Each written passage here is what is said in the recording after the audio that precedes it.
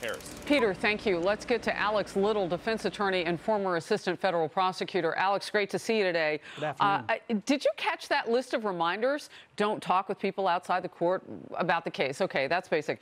Paul Manafort is innocent until proven guilty. Why do they need to be reminded that? By the way, that's the second time in 2 days that he's done that. So federal jurors are required to not have any contact with really the outside world about a case. And so if one of the jurors came across perhaps a news story or commentary about this trial. We get that. Why do they need to be reminded that Paul Manafort is innocent until proven guilty? Well, sometimes if jurors have been exposed to that, they may say something to another juror, say, hey, you know, this stuff was really damning, or really do some sort of deliberations before they're supposed to. If that happens, it can be serious. The judge will have to talk to the jurors individually. Don't know if that's what happened here, but that thing does happen in these sorts of large, long trials. In the last hour on Outnumbered, we had a former member of the DOJ, Tom Dupree, on with us, and he said that, you know, Bob Mueller in the Russia investigation, I asked the question, why is he even watching this? You can't talk about that case. This court trial doesn't have anything to do with any of that, except for the fact that obviously Paul Manafort worked for the campaign. But outside of that, nothing. And Dupree said something very interesting. He said, if Mueller sees a loss here in terms of Manafort being acquitted, it is a hot mess going forward. What are your thoughts on it?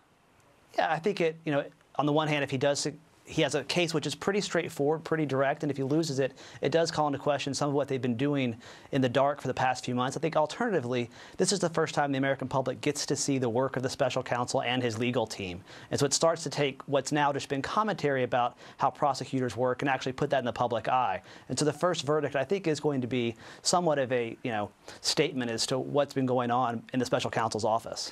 Alex, should we be looking any closer at why Bob Mueller chose to do this case himself? He's passed on others to New York federal prosecutors. Why this one? Why is this one different? Why did he want to keep this in his own hands?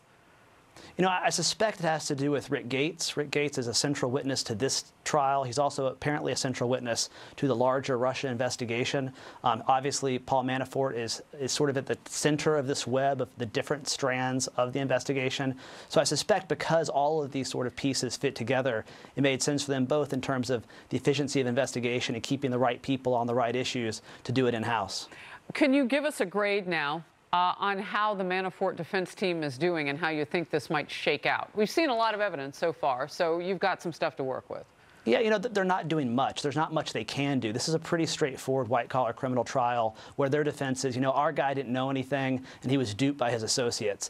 You go into any federal court across the country in this sort of bank fraud case, you're going to get that defense. So they're doing a commendable job. It's what defense counsel do, but it's nothing extraordinary. All right. Alex Little, thank you very much. We appreciate your legal expertise. Thank you.